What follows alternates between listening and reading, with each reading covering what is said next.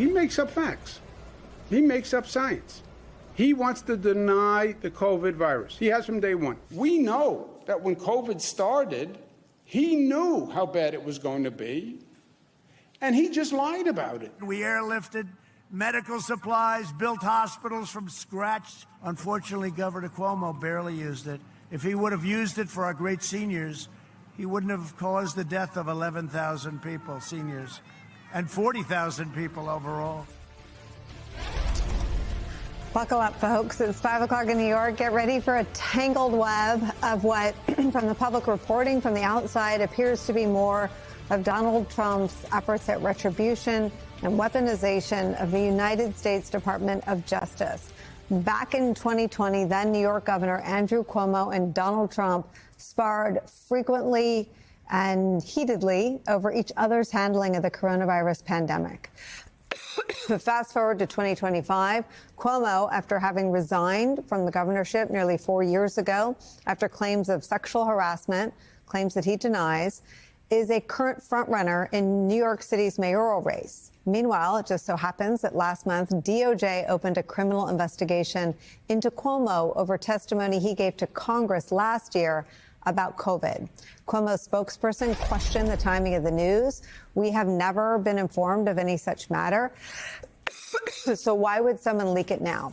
The answer is obvious. This is lawfare and election interference, plain and simple. Something Trump and his top DOJ officials say they are against. New York Times reports it like this, quote, the existence of the investigation is sure to fuel further criticism that President Trump and his administration are wielding DOJ as a cudgel to achieve political ends and punish his perceived enemies.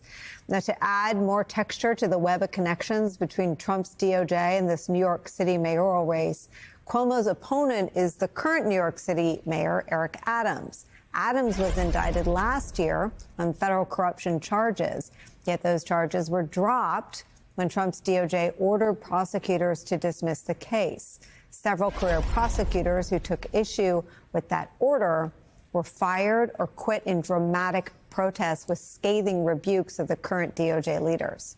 All while another person currently targeted by the Trump Justice Department, Congresswoman LaMonica McIver, appeared in court today after she was charged Monday with 2 counts of assaulting ICE officers outside a New Jersey detention center.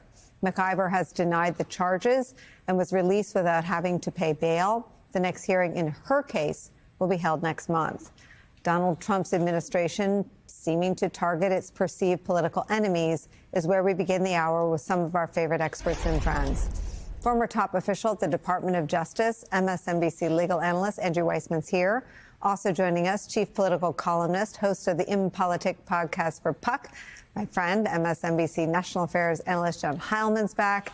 With me at the table for the hour, watching me cough, is Democratic strategist, professor at Columbia University, MSNBC political analyst Basil Smykel. Basil, I felt your impulse to jump in and read the teleprompter for me. Next time we'll work it out in advance.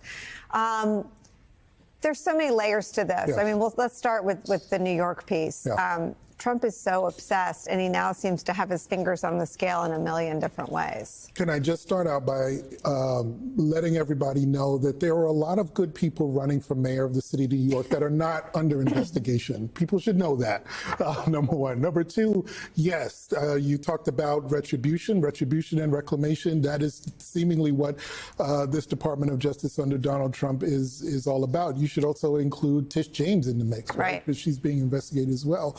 And if you even go back to the and Alvin Bragg too, I think is being harassed. And if you go back to the sort of Fani Willis, that whole debacle that played out when he was being investigated in Georgia, that was done really to just minimize her and get rid of her credibility. And I think that's really the bottom line here, that it's not just about weaponizing the department. It's about stripping the credibility of anyone who seems like a formidable sort of spokesperson against him. And if you remember during COVID in 2020, it was what Trump said, and then it was what Andrew Cuomo had to say, right? Everybody in America was sort of tuned into how is New York handling this, because they at least seem to have a good understanding of, if not how this came about, but certainly how to move forward. What he's being investigated for is real. right? There were deaths at nursing homes, and that is a real issue that needs a good answer and solution to. But the fact that this happens now at a time when he's doing so well in the polls, number one, and number two, the sitting mayor had his charges dismissed. One wonders, was this part of that deal? You have to stay in the race, but in order for him to do that, you've got to find a way to bring down Andrew Cuomo's numbers. In one way, shape, or form, it seems like Donald Trump wants to have control, not just of national politics from DC, but also micromanage even what's happening in the city of New York. How do you think New Yorkers respond? Yeah, interesting, because we have this ranked choice voting thing, and our primary is next month, just June 24th, I believe. My guess is that voters that decide to vote for Andrew Cuomo are doing so because they really want to vote for Andrew Cuomo, and they know about the nursing home scandal. They know about the allegations that the Me Too allegations from Tish James, and they've decided they really want to focus on what's happening right now in New York, and they're willing to vote for him for that. But there are a lot of progressives that are running that have actually campaigned against him and saying that New Yorkers should not even rank him. I imagine that campaign is going to get a lot more ammunition now because of this additional investigation.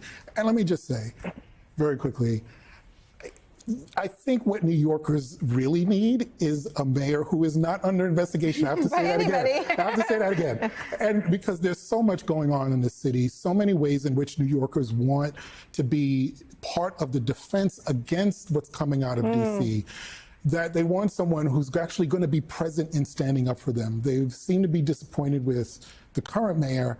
It remains to be seen how disappointed they'll be in Andrew Cuomo should this investigation continue. Andrew Weissmann, how do you see this?